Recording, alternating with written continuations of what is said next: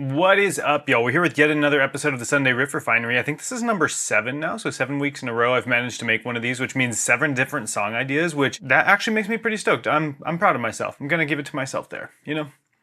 For those of you that don't know what my Riff Refinery is, every Sunday I sit down and I write a new riff idea, or I write a new song, and I record and document the entire process for all of you to see it.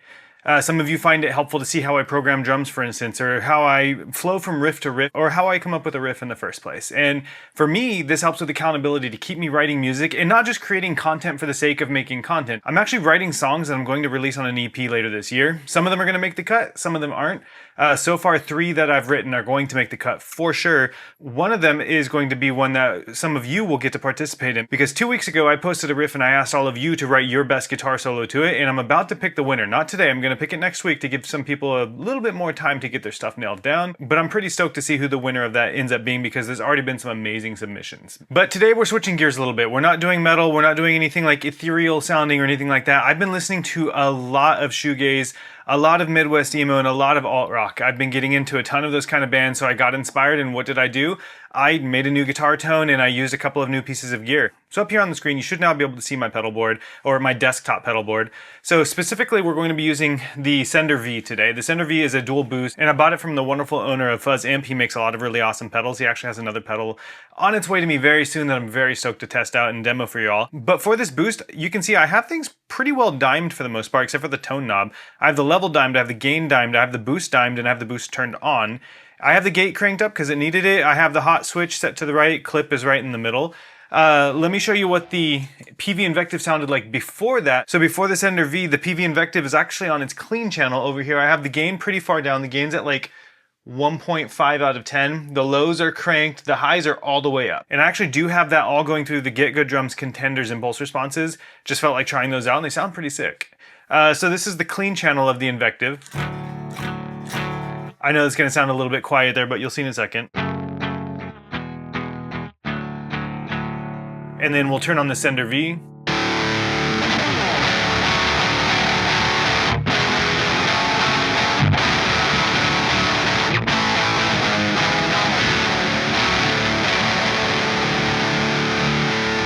So it's not quite a fuzz, but it's kind of getting there, right? I know that's not a fuzz tone, but it's very well getting there. The Sender V is a really, really cool pedal, and I didn't really fully explore it until this past weekend.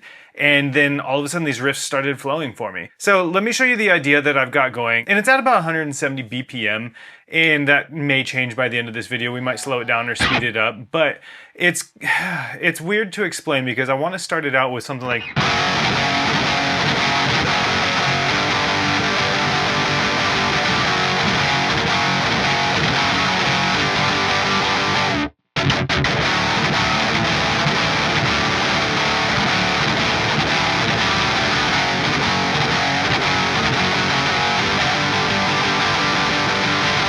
So that's what I've got so far. Let's go ahead and track that. Hopefully this metronome isn't too loud because I know it has been in the past, but I'm gonna turn on the metronome here and we're gonna just try and track that first part.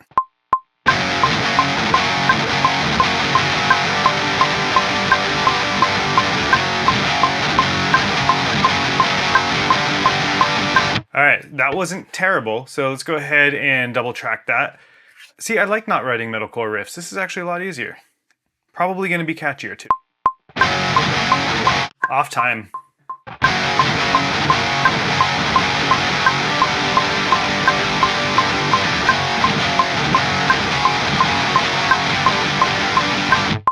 All right, so we've got that. You know what though? I think I want to do that a little bit different. Let's go ahead and delete those. I want to start that a little bit different because I just thought of something I want to do for the drums.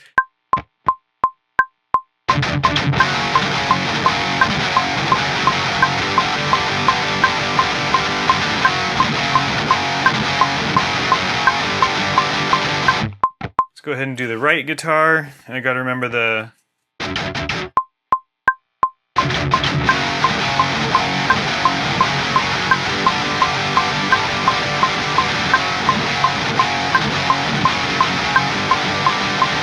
Cool. Okay, let's go ahead and move that to the next because I want to write the other part of the guitar before I forget it, which was... Let's go to the main track here.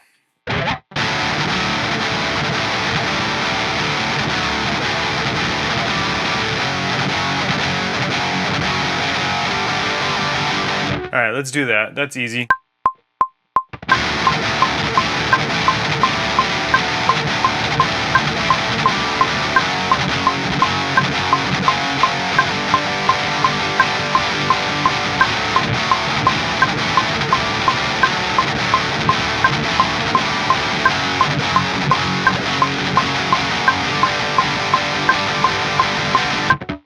Okay, that was 2 runs through it. The second one was okay. Let's go ahead and see what it sounds like double tracked though.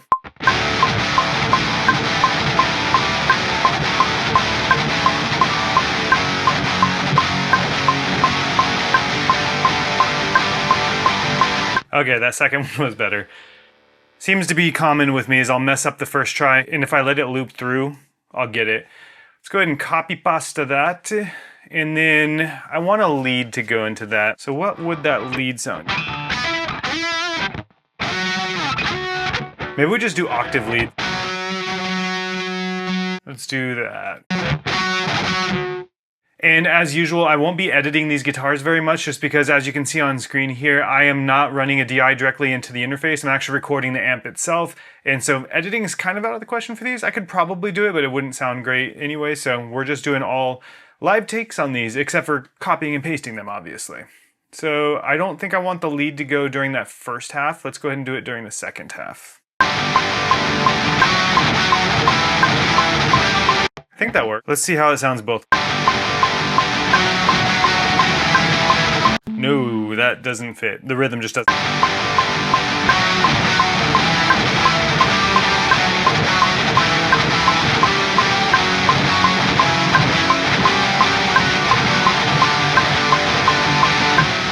Alright, so this is no longer anything close to shoegaze. Obviously, I don't know anything about shoegaze. I think this is very much closer to Midwest emo, or just pop punk, to be honest with you.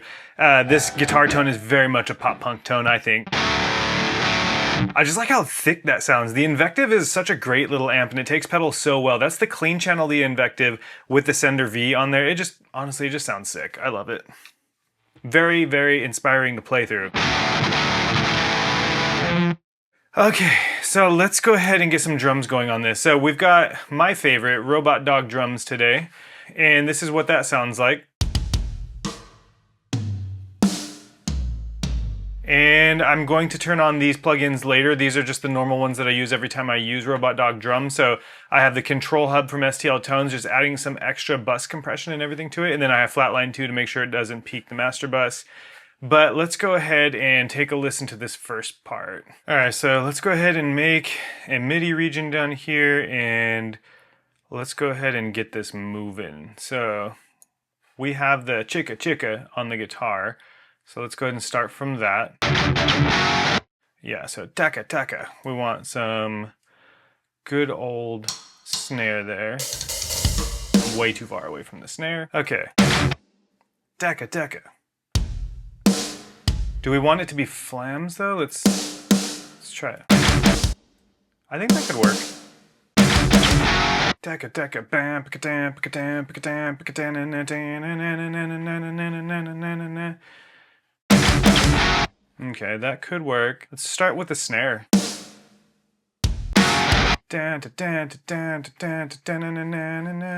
So snare in a... Let's do a crash, if we can find one.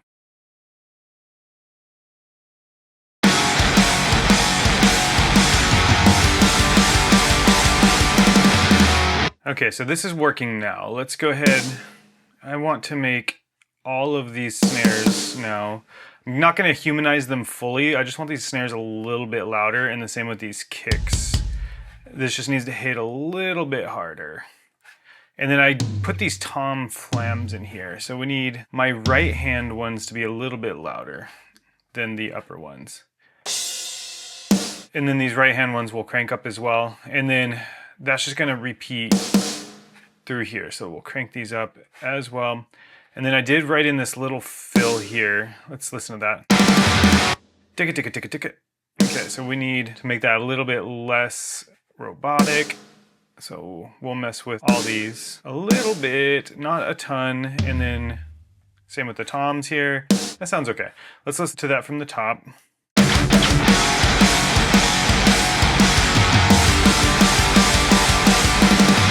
All right, so that works. I'm gonna copy and paste that real quick and then redo these fills a little bit. Honestly, let's just make those a hit. Do we want a kick there too?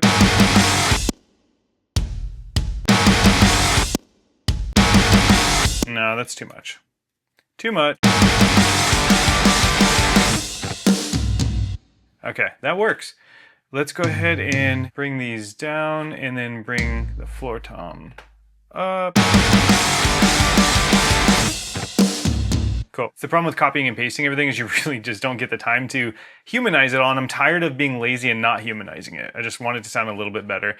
I don't know if you all noticed, but in here I'm actually dragging them off the grid slightly. I might go back and do that more later. But let's go ahead and listen to this once more from the top, and then we might re-record the guitars.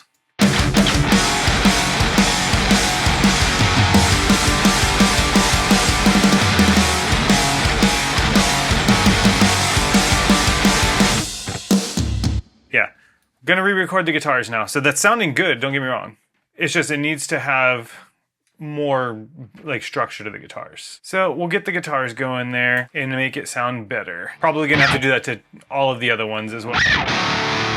Okay, let's go ahead and get the click as well.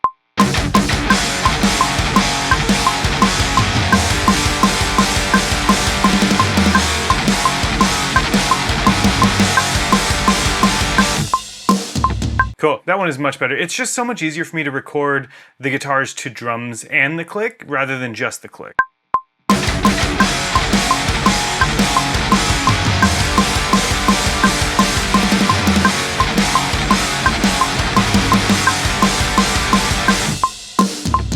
And then we're gonna move everything back over because that should now perfectly blend into that. Let me save my session.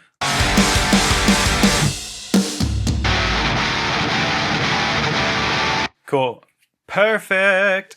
All right, let's go ahead and do what I already know I'm gonna do is I want a 4 to the floor with some hi-hats here. So let's go for it. So we gotta start with the kick. Actually, let's do the kick on those as well. Oops. All right, let's listen real quick. That's it, that's what I want. And we'll write the hi-hats in. Again, missing the humanization here. I don't care though. Drop that in, and we'll have this crash in actually as well. Okay, let's listen to that.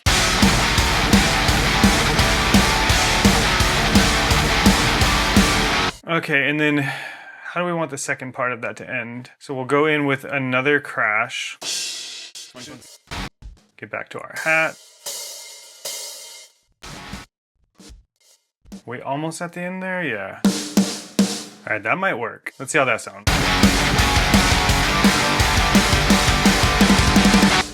Cool, that works. Now we're gonna go into a similar section. Let's go ahead and just copy that whole section over. And we'll go into that with crashes now. So we'll take all of those hi-hats. Okay, so now we've got that. And I don't know, let's just go straight double bass. See how that sounds for the first half of it, and maybe we'll slow it down for the second half to let it just come back in. Hope I didn't just do all this for nothing. That would be my luck though.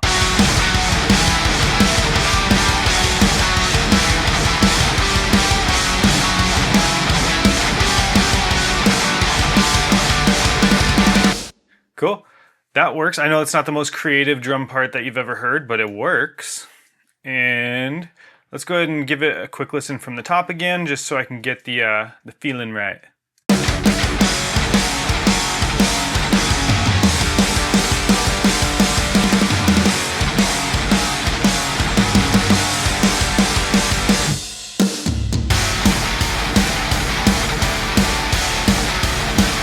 Okay, cool. I just thought of something, that's why I'm hitting pause. I need to record it. That's how my brain works. And if I don't, I'm going to forget it. Let's go. So now I want this to be a very like open part of the guitars because I'm gonna let the bass shine here. So we're gonna do, I'm gonna need the click. All right, that's an easy one. There's no way I can mess that up, right?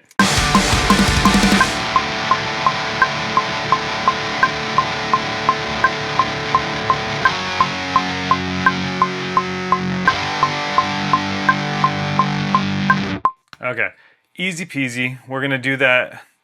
Honestly, I want this to repeat actually, so let's do 2 of those.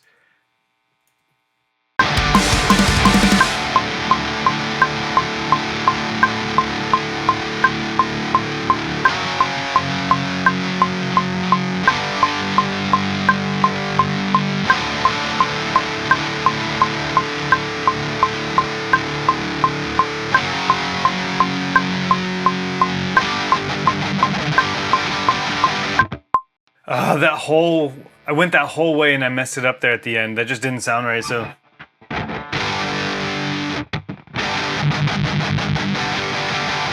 Honestly though, it might work. Let's record the second guitar to it and find out.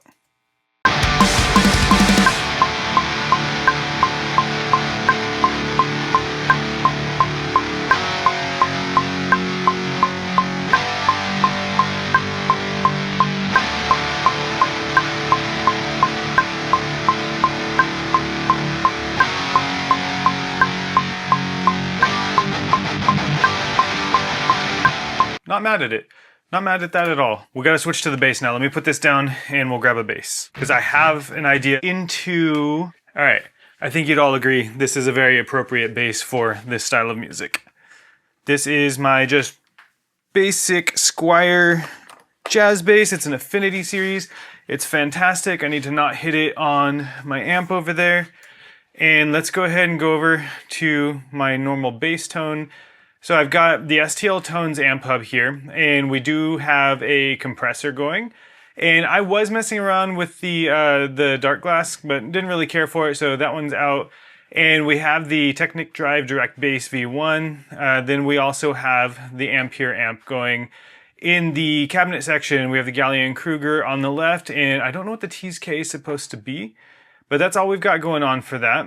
And then I do have some EQ. These are just presets that I've saved for this bass. Literally just a little bit of a low cut there. And then I do have Submission Audio's double tap because it does a really great job of compressing and sounds fantastic. So before we dive into the other stuff, let's make sure we're in tune. So we need drop D is what we're playing in. You know what? Let's just get the other bass parts in first because I need to warm up on the bass here a little bit before I actually get going on all of that. So we want to go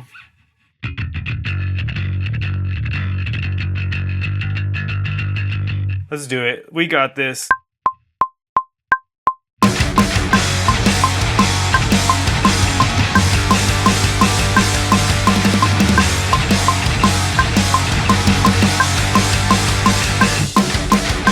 I was gonna say, I better get the bass in one take on that one. Okay, I want to try and do just one long take for this chorus-ish bouncy.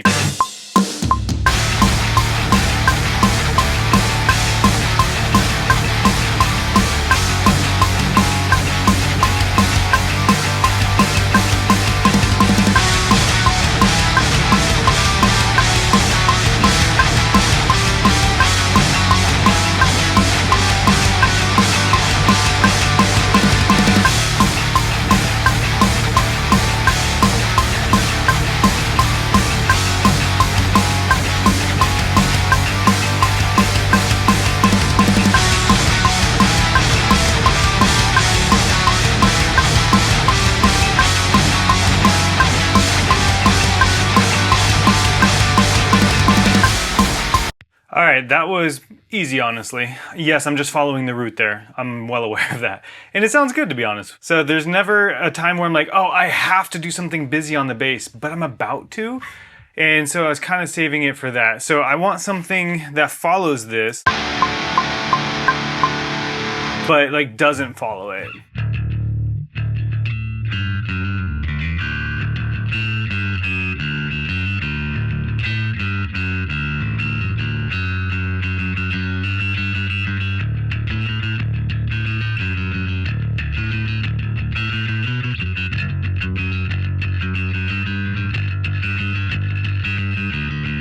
I think something like that would sound really good punctuated in there. So let's go ahead and just jam along and record that to the click and to those guitars. So this is obviously starting to sound very Blink-182 inspired. And so we're well within the pop punk realm at this point.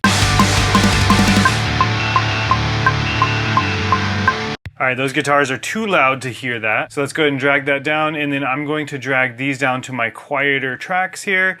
And I think that's quiet enough. Let's listen. Yeah, I can hear that now. So let's go ahead and do this. I'm gonna just hit record and go for it till I get this. This is kind of awkward to play. I wish I finger-picked bass. Never did get used to that, and so I've gotta make do here.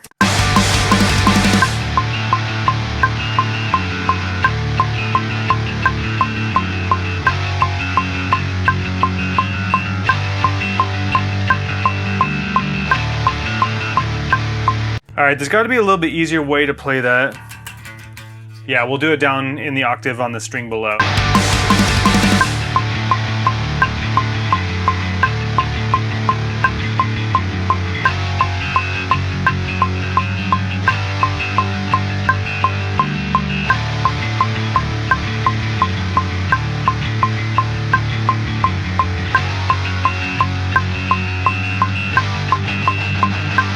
Oh, I forgot about how that does at the end.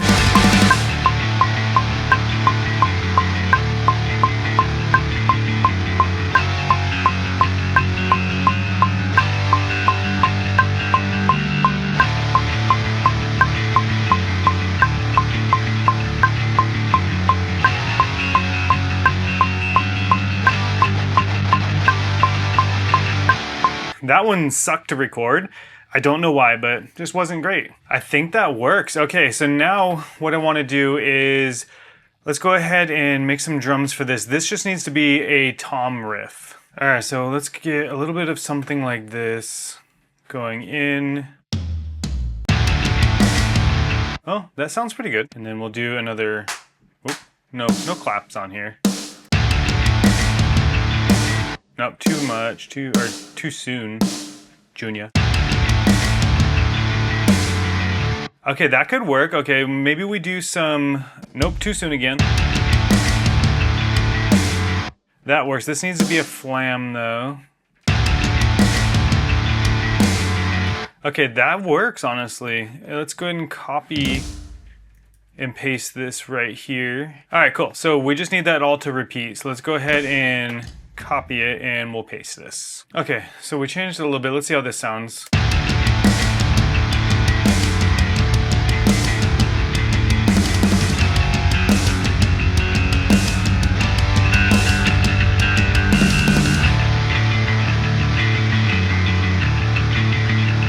And honestly, I'm just gonna paste that all here, so that's gonna come out fine. So I need to think of a fill for the end here.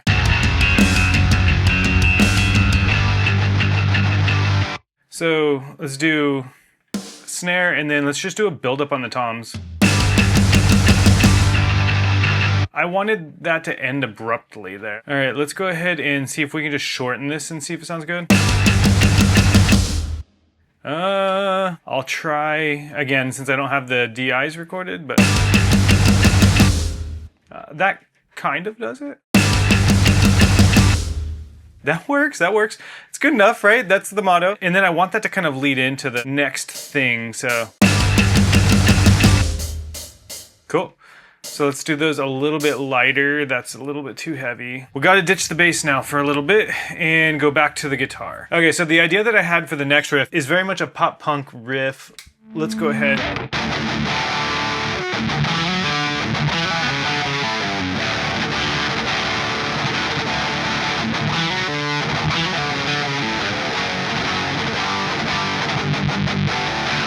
So that's actually gonna perfectly fit here. Let's go ahead and play through that a few times.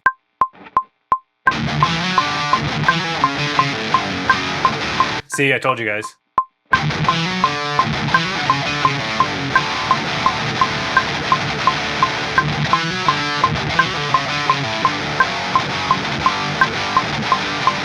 Okay, that works, but I wonder if it's too much with the... I think it should be... I think that sounds much more like Chunk No Captain Chunk, like really easy chord bouncy.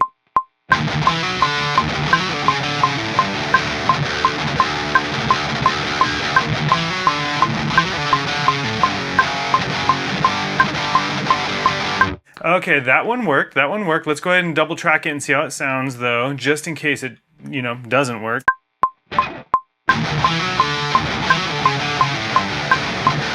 I could play it.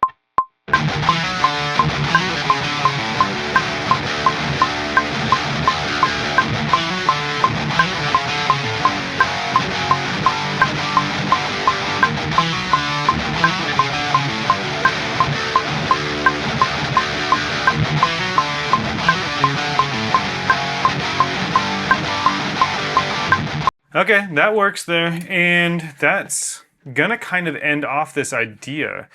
Let's go ahead and set that up into a double track and listen to what that sounds like coming in from that other riff. I think we wanted it right there because of the chicks on the hi-hat.